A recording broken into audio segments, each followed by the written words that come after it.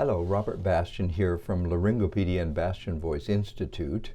I'm making this discussion about laryngospasm after treatment for retrograde Cricopharyngeus dysfunction, or RCPD. And I'm assuming that those watching this video understand already what RCPD is, but just very briefly, it's a problem of the upper esophageal sphincter, the very opening of the esophagus, that lets go just fine to let you swallow food, but it won't let go to let you burp. And it causes a huge list of GI symptoms: gurgling, bloating, flatulence, painful hiccups, a feeling of shortness of breath, inability to get to fill one's lungs, and on, lots of GI symptoms. And it's treated with a Botox injection into the upper esophageal sphincter, and 4 out of 5 people figure out how to burp, and they burp permanently, even if they've never really burped or burped only rarely throughout their entire lives. Well, laryngospasm is like a Charlie horse in the larynx. It's the vocal cords that clamp shut suddenly when you want to breathe. They should be wide open, but instead they're clamped shut, and so you make a or you can't get any air in, and it's extremely frightening. So laryngospasm is a problem in the airway, which is here. This is the airway. That's laryngospasm.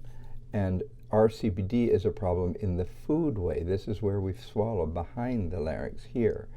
And the sphincter muscle is right there where my fingertip is. So why would treatment of Botox in a sphincter muscle that's in the foodway cause a Charlie horse of the vocal cords? Well, let's talk about that. So first of all, laryngospasm is seen in a condition called sensory neuropathic cough and throat clearing. It's seen occasionally in people who have a bad upper respiratory infection, and they're all irritated in their throat, and they suddenly get this problem. But it also occurs after RCPD, and the reason I'm explaining it in this context, I've made other videos on laryngospasm, is that I've learned that some people who have RCPD are a little reluctant to undergo treatment because they're so afraid of the laryngospasm. So what do you need to know? Well, in our 1,800 people as of July 2024, that's of the entire group of us here, we see it maybe 1 out of 200 people, so it's not very common, but it's frightening enough, not dangerous at all, but it's frightening enough that a little discussion is in order, and especially suggestions about how to avoid it happening. What can you do to make it least likely? Well, what we've discovered is that the laryngospasm in RCPD treatment is almost always associated with eating and the slow swallow phenomenon. What is slow swallow? Well, normal swallowing, the sphincter muscle, which is right behind the voice box, that sphincter muscle is contracted, and when you swallow, the muscle lets go, and then it clamps on the back side. But after treatment with Botox, when you swallow, you're swallowing into a limp zone. It's like a limp handshake. You're making that sphincter muscle just kind of limp. And so food tends to want to hang there. And the sensation is that it's stuck in your throat. It's not stuck, it's just hanging. And that's why a liquid chaser works so well, to just push it through. So what is the scenario? Well, here's a story, an actual story of a medical student from the West Coast who I treated some time ago, and I had explained to her, chew carefully and take a sip of liquid after each bite. She called and said, "Oh my goodness, I had a laryngospasm. It was so frightening." I said, "Well, what happened?" Well, she said, "I was eating a sandwich." And you know, I'm a medical student, so sometimes I grab food on the go, and I've always been a fast eater. So I took a big bite of a sandwich, I chewed it just a few times, I swallowed it, and it hung in my throat, and then I had the laryngospasm.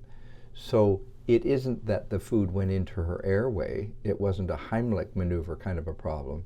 It was that distension of the upper esophageal sphincter on a sustained basis in the foodway, correct place, safe place, that sustained distension triggered the laryngospasm on the airway side, not the food in the airway, but the food hanging in the upper swallowing passage triggered the airway to clamp shut. So what's the practical suggestion? If I personally am being treated for RCPD, I don't have it, but let's suppose I did.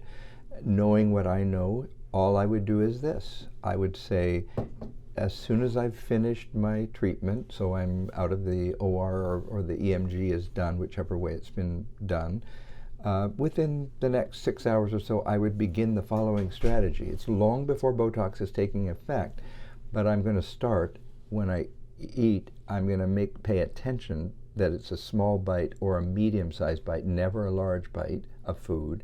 I'm going to chew very well 20 times per bite. Watch in a McDonald's sometime or a burger place, and you'll see people who actually their entire burger, they eat it like this. They take a large bite, they chew about 2 or 3 times, and they swallow. There are people, that's the way they eat. Well, you want to be at the other end of the spectrum. So you're taking a small to medium bite, you're chewing 20 times, so it's very well chewed. It's basically been turned into baby food. And then now you're ready to swallow that well-chewed, small to medium-sized bite. So you swallow, then you take your next bite, small to medium, you chew it very well 20 times, you swallow, take a sip.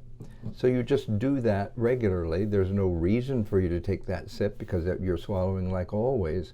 But then the moment comes, a day in, 3 days in, 2 days in, now the Botox has taken effect, and you're going to take your small to medium bite, chew it really well, you're going to swallow, and as your liquid is coming to your lips, you register that it's still hanging there for the first time. But it's hanging there for a split second because you're already on the way to your lips with a sip of water. So that's what I would do.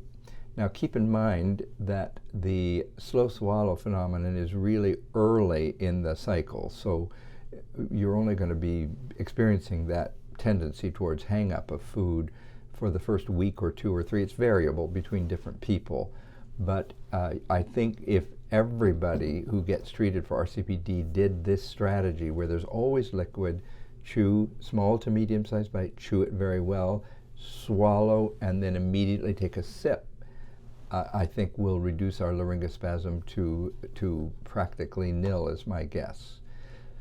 So if you're worried, follow that strategy, and I don't think you'll have to worry, and thank you very much for listening.